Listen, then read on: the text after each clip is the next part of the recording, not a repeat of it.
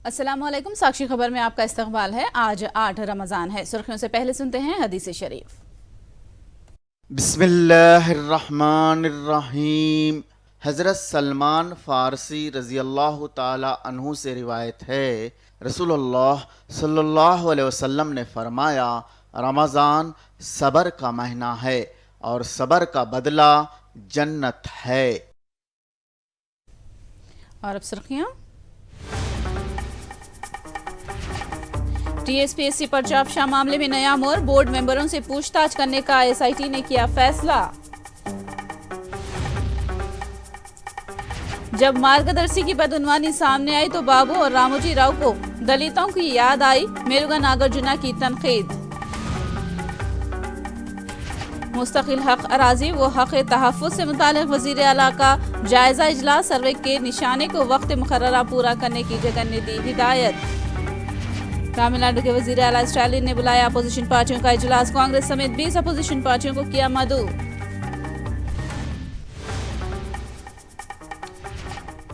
और तफसील। रमज़ान उल मुबारक के मौके पर काबे शरीफ में गोया उम्रा ज़ायरीन का सैलाब उमड़ कर आया है। इन दिनों तवाफ़ काबा का मंजर नूरानी और काबिल दीद है।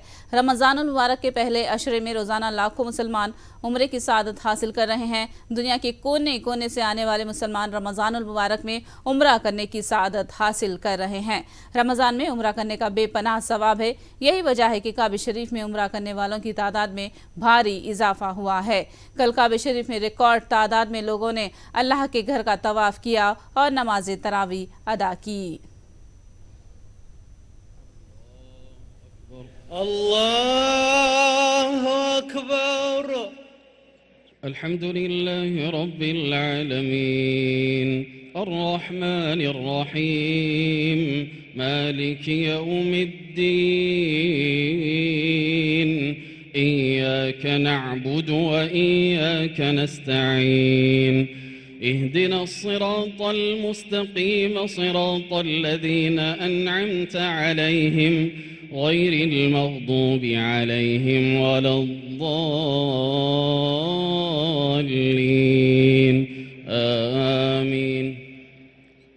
वमन अज़लमु मिम्मन इफ्तरा अला अल्लाहि कज़िबन औ कज़्ज़ब बिआयातिहि इन्नहु ला युफ्लिहु ज़ालिमून।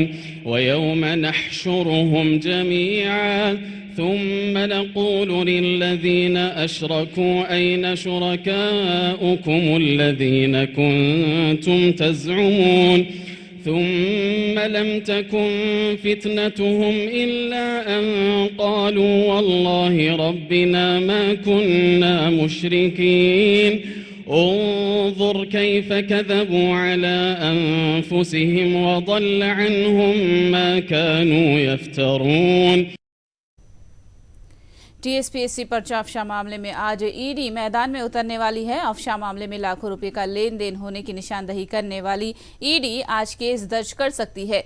एसआईटी की एफआईआर लेकर ईसीआईआर दर्ज करने वाली है। ईडी ने पुलिस से तमाम तफसीलात हासिल कर ली है। पर्चा अफशा मामले में गिरफ्तार शुदा मुलजिमीन से पूछताछ समेत जरूरत पड़ने पर उन्हें गिरफ्तार करने का भी इम्कान है।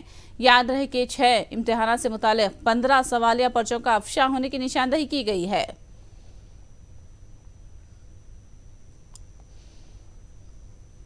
वज़ीर-ए-आज़म मोदी 8 अप्रैल को हैदराबाद का दौरा करने वाले हैं। सिकंदराबाद रेलवे स्टेशन की जदीदकारी के कामों का संग बुनियाद रखेंगे।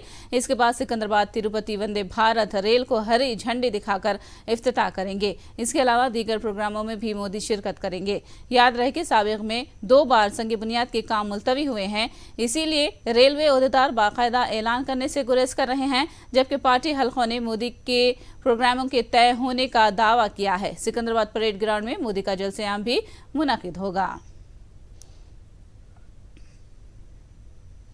कांग्रेस के सीनियर लीडर जाना रेड्डी ने बीजेपी हुकूमत पर इल्जाम लगाया है कि वो तहकीकाती एजेंसियों के जरिए अपोजिशन कायदीन को निशाना बना रही है। जाना रेड्डी ने कहा कि बीजेपी में मौजूद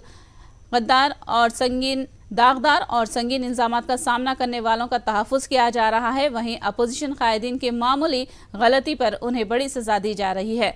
उन्होंने राहुल गांधी के खिलाफ की गई कार्रवाई की मजम्मत की।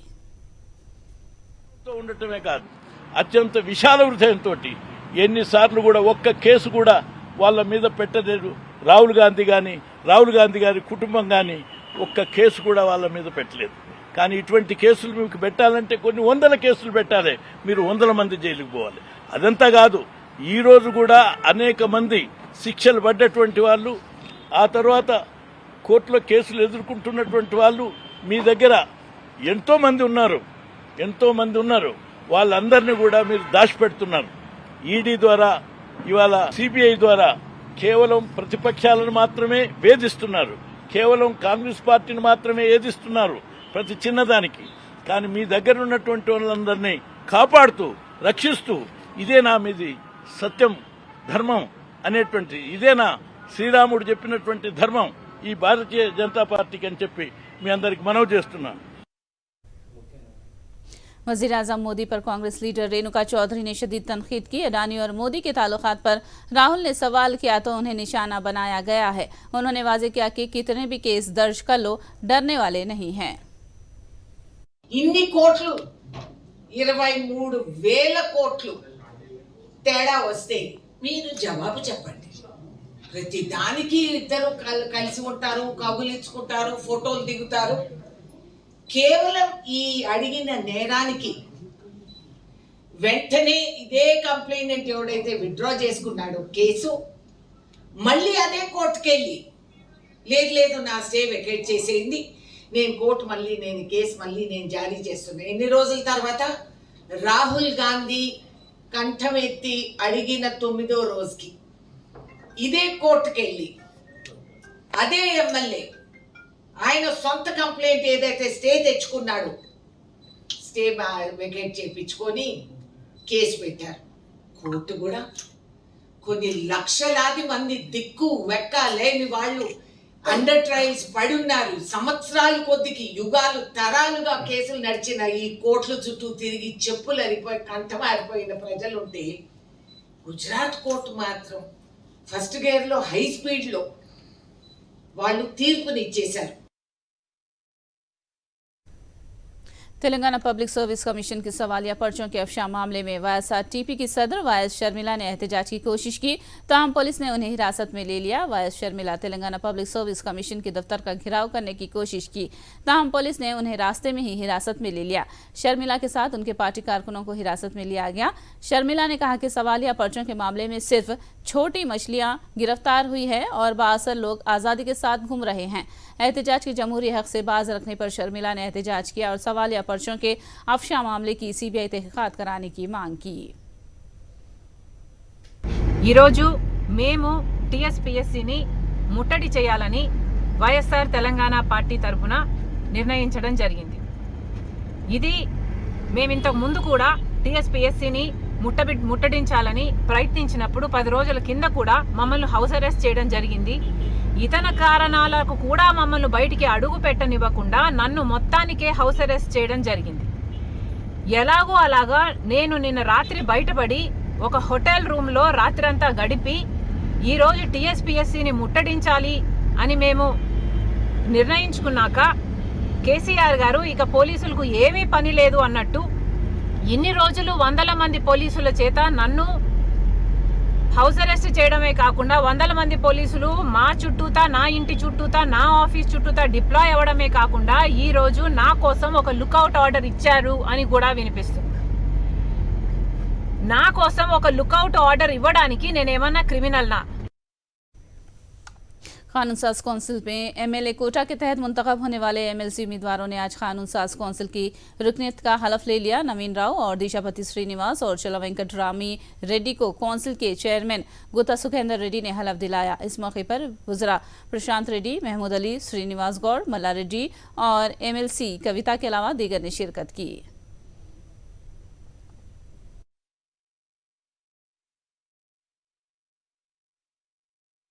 सर जगन्ना मुस्तकिल हक अराजी व तहफ़्फ़ुज़ स्कीम के तहत जगन ने इजलास मुनक़िद किया। इस मौके पर जगन ने कहा कि इस तरह का बड़े पैमाने पर अराजी सर्वे हिंदुस्तान में कहीं भी नहीं किया गया। वज़ीर आला ने कहा कि जदीद टेक्नोलॉजी के इस्तेमाल के ज़रिए टेम्परिंग से पाक दस्तावेज़ात अदा किए जा रहे हैं, जो मुस्तक़बिल की नस्लों के लिए भी आसानी का बायस होंगे। 20 मई तक सर्वे के तमाम उमूर तकमील कर लेने की जगन ने अहदेदारों को हिदायत दी।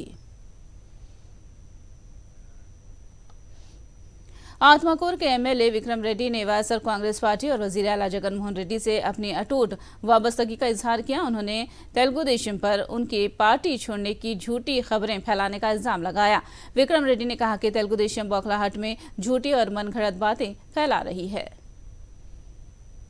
మోస్ట్ లైక్లీ అండి, ఎందుకంటే వాళ్ళ ఇప్పుడు దాకా 10 నెలలే అయింది నేను ఇప్పుడు రాజకీయాల్లో రావడం.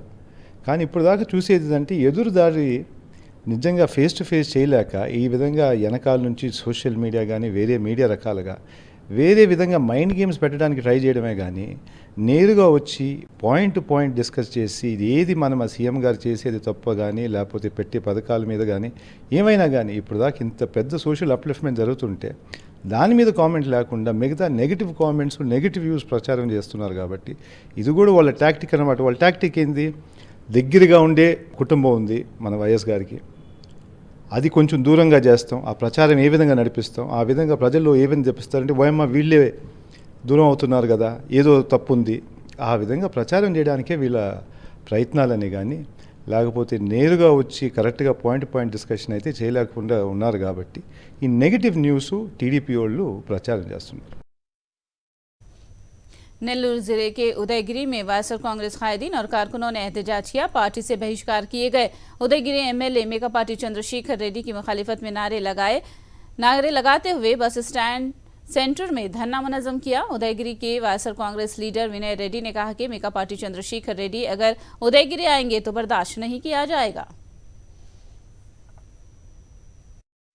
మేకపాటి చంద్రశేఖర్ రెడ్డి గారు ఎక్కడి నుంచో సవాలు విసిరారు.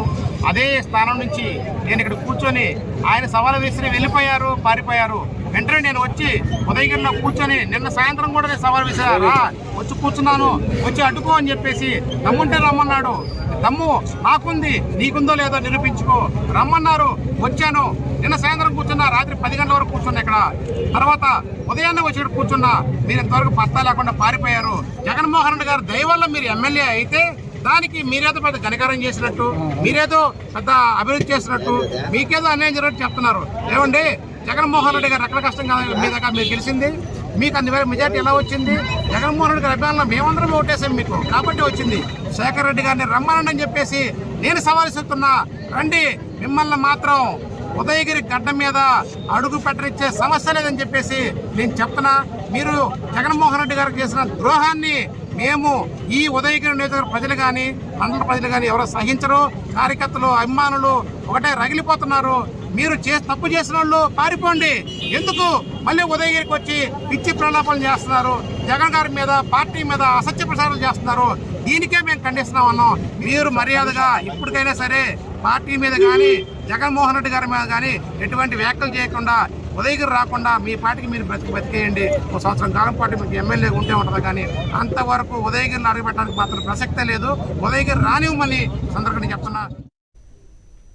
चंद्रबाबू और रामोजी राव पर रियासती वजीर मेरुगा नागार्जुना ने शदीद तनकीद की। दलितों में पैदा होने की कोई ख्वाहिश रखता है, ये बात जब बाबू ने कही थी तो रामोजी ने क्यों नजरअंदाज कर दी थी। उन्होंने कहा कि दलितों पर मुख्तलिफ अजला में मजालिम और हरासानियां होते रहे मगर रामोजी राव खामोश रहे। ఆయన పేపర్ పెట్టిన దగ్గర నుంచి ఈ రోజు దాకా ఏనాడన్నా ఆ పేపర్లో దళితులకు ఈ సహాయం జరగటం లేదని కానీ, దళితుల మీద దాడులు జరిగినాయి, అఘాయిత్యాలు జరిగినాయి, అమానుషాలు జరిగినాయి, వెలివేతలు జరిగినాయి, న్యాయం చెయ్యండి అని కానీ ఎప్పుడన్నా వారి పేపర్లో కానీ వారి టీవీలో కానీ వచ్చిన దాఖలాలు లేవు. కానీ ఈరోజు ఒక్క పళంగా పట్టుకొచ్చింది దళితుల కోసం. నేను అడుగుతా ఉన్నా రామోజీరావు గారిని, రామోజీరావు గారు, మీరు చంద్రబాబు నాయుడు 14 సంవత్సరాలు ముఖ్యమంత్రిగా ఈ రాష్ట్రాన్ని పరిపాలిస్తే ఆనాడు దళితుల మీద దాడులు, అఘాయిత్యాలు, అమానుషాలు, వెలివేతలు కోకొల్లలుగా జరిగినాయి. నేషనల్ క్రైమ్ రికార్డ్స్ బ్యూరో వారు దేశంలోనే ఆంధ్రప్రదేశ్లో దళితుల మీద దాడులు ఎక్కువ జరుగుతూ ఉన్నాయి అని రిపోర్ట్ ఇచ్చిన చీమగుట్టల. ఇదంతా ఎందుకు? డైరెక్ట్గా చంద్రబాబు నాయుడే దళితుల్లో ఎవరైనా పుట్టాలనుకుంటారా అన్నప్పుడు కూడా ఈ రామోజీరావు గారు కళ్ళు లేని కబోజులాగానే ఉన్నాడు. नेल्लूर जिले के तोटापल्ली गोडूरू मंडल में घर घर हमारी हुकूमत प्रोग्राम में रियासती वजीर काकानी गोवर्धन रेड्डी ने शिरकत की। इस प्रोग्राम के दौरान उन्होंने पड़ीकंड्रा कला में पीने के पानी के आरओ प्लांट का इफ्तिताह भी अंजाम दिया। उन्होंने बताया कि सर्वेपल्ली हल्के में आवाम से किए गए हर वादे को पूरा किया गया है। उन्होंने बताया कि साबिक में सीमेंट रोड की तामीर करने का वादा करने पर आवाम ने ताजुब किया था और अब उसी सड़क पर आवाम चल फिर रहे हैं। బహుశా నాకు సర్వేపల్లి నియోజకవర్గంలో ఎక్కడా లేనటువంటి హ్యాబిటేషన్స్ ఉన్నాయి, అన్ని ఆవాసాలు ఉన్నాయి, రకరకాలుగా అన్ని వర్గాల ప్రజలు ఉన్నారు. మత్స్యకారుల దగ్గర నుంచి ఈత సంబంధించినటువంటి గౌడు దగ్గర నుంచి చాలామంది ఈరోజు ఎస్సీలు కానీ, ఎస్టీలు కానీ, బీసీలు కానీ, ఓసీలు కానీ అన్ని రకాల ఉండేటువంటి ఈరోజు ఎక్కువ అన్ని వర్గాలకు సంబంధించి ఉండేటువంటి పంచాయతీ. ఎన్నికలకు ముందు మాట చెప్పాం, ప్రభుత్వ అధికారంలోకి వస్తే గ్రామాలకు సంబంధించినటువంటి మౌలిక సదుపాయాలు కల్పిస్తానని. గతంలో మనం తిరిగినటువంటి గ్రామాలు ఇవేనా అన్నట్టుగా గుర్తుపట్టనటువంటి విధంగా ఈరోజు గ్రామాలకు సంబంధించినటువంటి సిమెంట్ రోడ్లు కానీ, డ్రైన్లు కానీ. ఆ రోజు ఈ గ్రామానికి వచ్చినప్పుడు పెద్దలు అడిగారు, చాలా రోజులుగా గ్రామాలకు సంబంధించినటువంటి సమస్యలు మిగిలిపోతున్నాయి కాబట్టి వాటిని పరిష్కరించండి అని అడిగితే మాట చెప్పాం. సర్వేపల్లి నియోజకవర్గంలో దాదాపుగా మట్టి రోడ్డు అనేటువంటిది కనిపించకుండా సిమెంట్ రోడ్డు నిర్మిస్తాం. చాలామంది ఆ రోజు ఇది అతిశయోక్తితో కూడినటువంటి మాటలు అని చెప్పి పెద్దగా పట్టించుకోలేదు. ఈరోజు కార్యరూపం దాల్చిన తర్వాత ప్రతి గ్రామంలో దాదాపుగా సిమెంట్ రోడ్లు పూర్తయిన తర్వాత ఈరోజు ప్రజల్లో ఒక నమ్మకం, విశ్వాసం కలిగించగలిగాం. एपी में 4 दिन तक बारिश होने वाली है। साहिली आंध्रा रायलसीमा अजला में इक्का-दुक्का मकामात पर तेज बारिश होने का महकमे मौसमियात ने इम्कान जाहिर किया है। चंद एक मकामात पर बिजली गिरने का भी अंदेशा जाहिर किया गया है। रियासत में चंद दिनों से वक्तन फौतन बारिश हो रही है। रामनवमी के दौरान इंदौर के मंदिर में दीवार के मुनहदिम हो जाने से हलाक होने वाले अफराद की तादाद 35 तक पहुंच गई है, जबकि 19 अफराद को पुलिस ने बाउली से बाहर निकाल लिया है। कल कदीम बाउली की दीवार मुनहदिम हो जाने से यह हादसा पेश आया था। हुकूमत ने लवाहिकीन को फीकस 5 लाख रुपये देने का ऐलान किया है। मजहबी रसूम की अंजामदही के दौरान यह हादसा पेश आया था। हाँ, टोटल 21 लोगों को लेके गए थे, उसमें 3 महिलाओं की अनफॉर्चुनेटली डेथ हुई है, 18 लोग सुरक्षित हैं। और अभी क्या उनका इलाज जारी है? हाँ, वो लोग हॉस्पिटल में ही हैं और उनका इलाज जारी है। क्या किसी की हालत नाजुक है सर? नहीं, वो लगभग ठीक है, ऐसी जानकारी है हमारे पास। सर, मंदिर प्रशासन पर सवाल उठ रहे हैं, कई बार नगर निगम नोटिस दे चुका है लेकिन कार्रवाई नहीं की गई, निर्माण नहीं हटाया गया। देखिए, नोटिस दिया गया था क्योंकि ये मंदिर 30-40 साल पुराना था और किसी ने शिकायत की थी कि ये गार्डन की ज़मीन पे बना हुआ है, तो नगर निगम ने नोटिस दिया था। मगर क्योंकि 30-40 साल पुराना मंदिर था, लोगों की आस्था भी जुड़ी हुई थी, तो इन लोगों ने कहा था कि हम पास में ही एक हमारी ज़मीन है, वहाँ पर हम बना लेते हैं और ये वाला जो एरिया है इसको खाली कर देंगे, वहाँ शिफ्ट कर देंगे मंदिर। तो लगभग उसकी तैयारी थी, भवन बन चुका है और अनफॉर्चुनेटली इसी दौरान ये हादसा हो गया। सभी जो दुखद थे हमारे अपने थे, मेरी सभी के परिवारजनों के साथ सहानुभूति है। कांग्रेस लीडर नवजोत सिंह सिद्धू कल पटियाला जेल से रिहा होंगे। सुप्रीम कोर्ट की हिदायत के बाद सिद्धू 1 साल जेल की सजा की तकमील की है। वो 1998 में टक्कर देने के केस में मुजरिम करार दिए गए थे। सिद्धू ने अपने ट्वीट के जरिए जेल से कल अपनी रिहाई की इतला दी है। सिद्धू को मई 2022 में जेल की सजा हुई थी। आलमी बॉक्सिंग चैंपियनशिप में गोल्ड मेडल जीतने वाली खातून बॉक्सरों को हरियाणा की हुकूमत ने माली इनाम दिया है। हरियाणा के वजीर आला खट्टर ने स्वीति बोरा और नीतू घंगास को फीकस 40 लाख रुपए का चेक हवाले किया और उन्हें मुबारकबाद पेश की। खातून बॉक्सर्स ने उनकी हौसला अफजाई पर वजीर आला का शुक्रिया अदा किया है।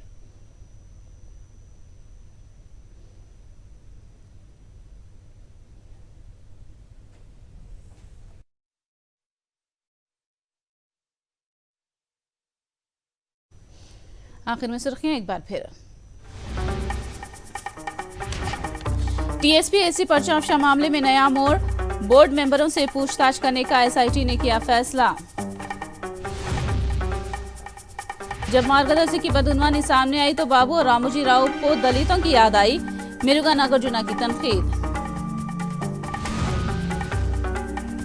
मुस्तकिल हक अराजी व हक तहफ़्फ़ुज़ से मुतालिक वज़ीर आला का जायज़ा इजलास, सर्वे की निशानी को वक्त मुकर्ररा पूरा करने की जगह ने दी हिदायत। तमिलनाडु के वज़ीर आला स्टालिन ने बुलाया अपोजिशन पार्टियों का इजलास, कांग्रेस समेत 20 अपोजिशन पार्टियों को किया मदऊ।